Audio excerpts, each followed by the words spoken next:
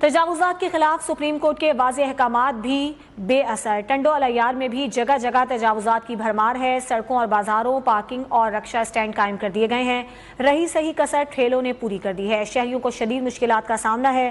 اسی پر بات کریں گے اپنے نمائندے طارق حمید عباسی سے۔ طارق، بتائیے گا، اس پر نوٹس دیا گیا تھا اور ابھی تک کیوں کارروائی پر نہیں کی جا رہی ہے؟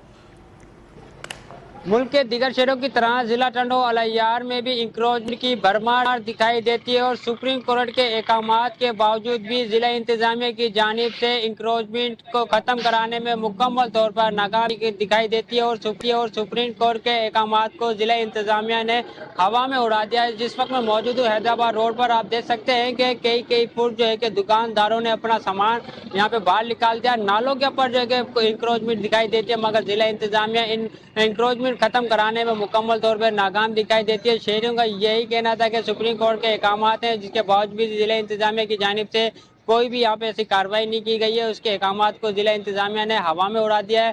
شہریوں کا اعلیٰ حکام سے اپیل ہے لہٰذا انکروچمنٹ کو ختم کرایا جائے، جس سے ہمیں آنے اور جانے کے اندر سے پریشانی سے بچ سکے۔ آپ کو بتاؤں ٹنڈو الیار کا شہر ہو، ٹنڈو الیار کی مین چوک ہو، چمبر ہو، بکیرا بازار، ہر چیز جہاں پر جو ہے کہ انکروچمنٹ کی بھرمار دکھائی دیتی ہے۔ دکانداروں نے اپنے طارق حمید آگے ٹھیلے عباسی، والوں آپ کا بہت شکریہ۔